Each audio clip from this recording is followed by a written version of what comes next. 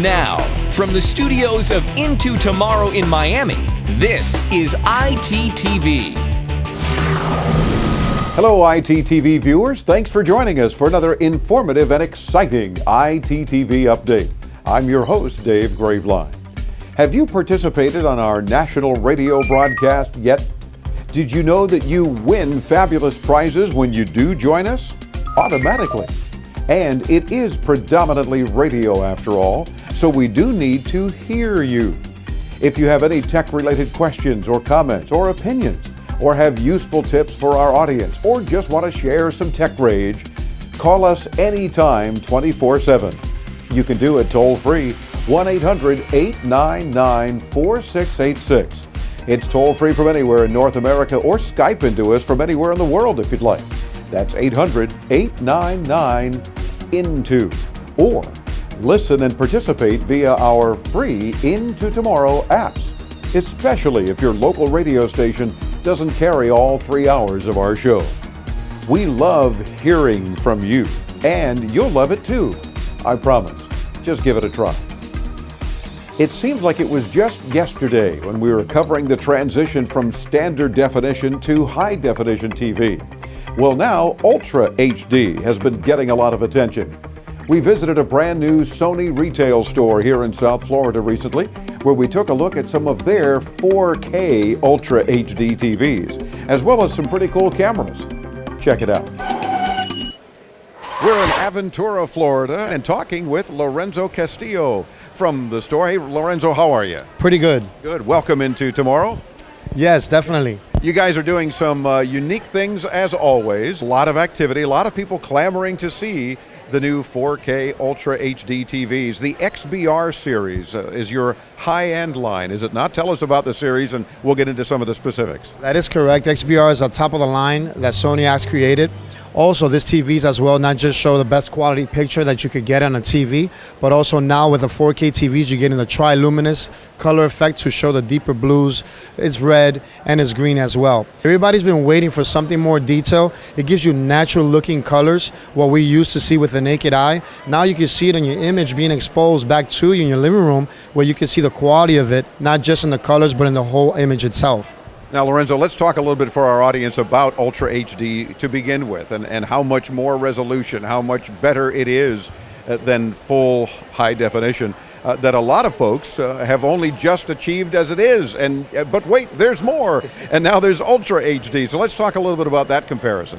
Well, the beauty of it, as you just mentioned, 4K, what it stands for is 4 times greater than high definition. So it's going to give you a more pixelation coverage than you had in the past. And now you're getting something that's going to perfect to give you a lifelike image, well, as you can see. You guys talk about the edge-lit LED backlighting on the television. How does that make a difference, and what does that do for our enjoyment and immersing ourselves in our TV? Well, the beauty of what you saw before from the colors and the detail and the contrast, that's one, but the power efficiency as well. LED has always been much better for energy consumption. That's one thing. And the fact that you can make the TVs much thinner, which that's what you see now in the market. And this is a way to keep everything innovative and also, like I said, brilliant in the image as well. Now, just like when HD was first rolling out across the U.S., it seems that we have the same problem, certainly, with Ultra HD, and that is lack of content. But Sony's also working on that. What do we do in terms of what can we watch on these things? Does one come with a demo disc of like you're showing in the stores, so we have something in Ultra HD to watch? Dave, that's a very good thing that you asked that, because a lot of people have that fear probably of it. But guess what? Fear not, because of the fact that anything that you had in the past as well is compatible, and the TV upscales to nearly 4K anyway. Right now you're watching 4K content, which is amazing in its quality, which is going to actually fill up the whole screen and give you that image that we were talking about in Ultra HD. Now, not just that, here I'm going to change for a lot of people that are concerned about watching home their regular TV, you know, with their content. There's not a lot of content created. Guess what? Even if you watch regular TV, you know, which everything is not in 4K, guess what? It's still lifelike. The colors are very vibrant. Everything is detailed, so you don't lose what you actually always wanted to get on an actual TV. Of course, these sets are also internet connected as well then, right? As well, these are smart TVs or Wi-Fi connected as well. If I give you something like the applications Over here, you can see all the applications from Crackle to Amazon to Netflix, things that we're used to using every single day of our lives. You have access to it right from your menu of your remote control. Guess what? Access it, play with it, get comfortable. The whole family is ready to use something like this. Now, some of the early sets we saw not so long ago, even in Berlin at the IFA show, were still $15,000, $20,000. What are we talking price-wise? Because now you've made it a bit more affordable for those early adopters. What are they costing? Now, everything is very approachable, it's very feasible for all of our guests.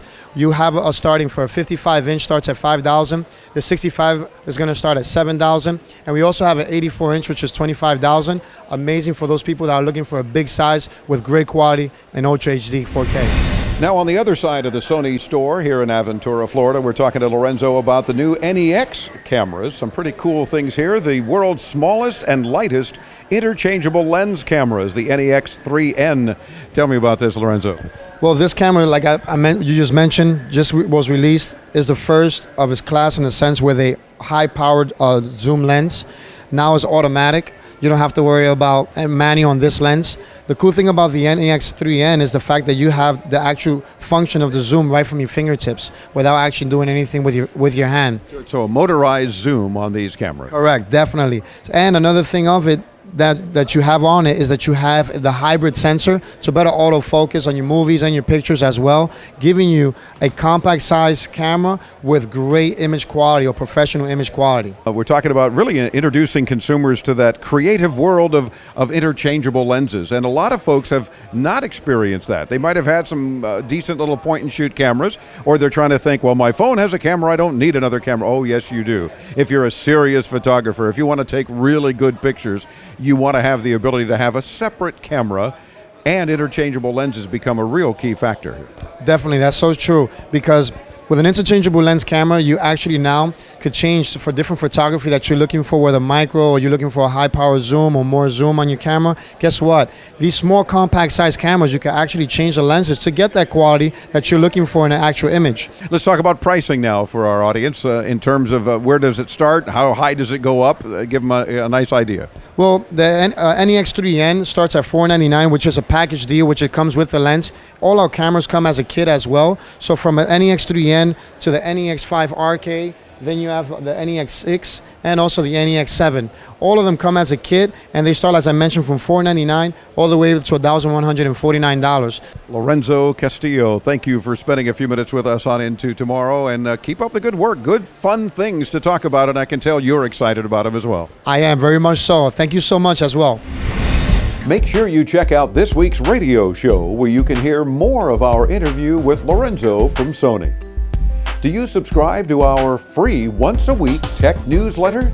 If not, you're really missing out. Stop by intotomorrow.com and enter your email address in the red box on the main page. You'll get a confirmation email, then just accept it by clicking the link.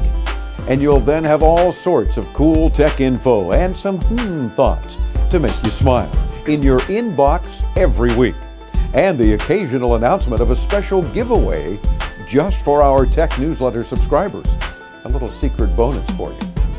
It's time to jump into our Wayback Machine as Chris Graveline takes us for a look at the technological achievements of yesterday with This Week in Tech History, reminding us of the formation of one of the most well-known tech companies around.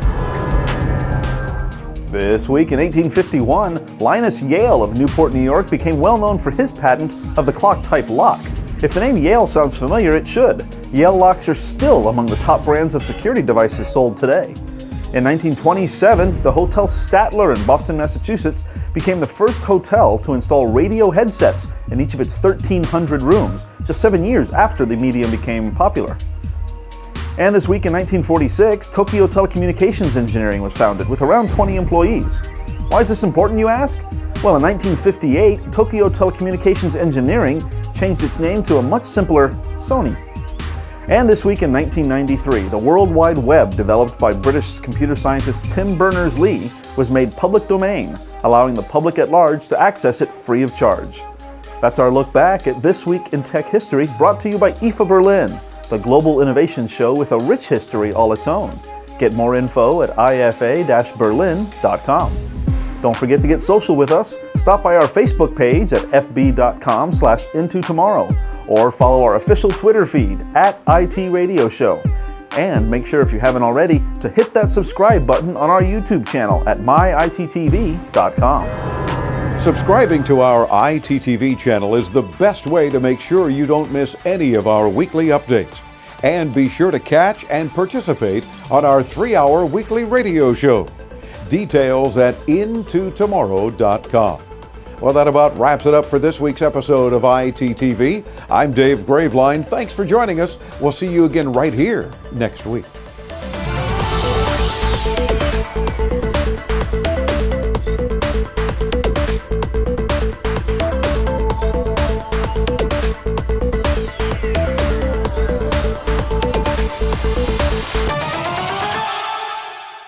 Maybe some of the people would like to speak.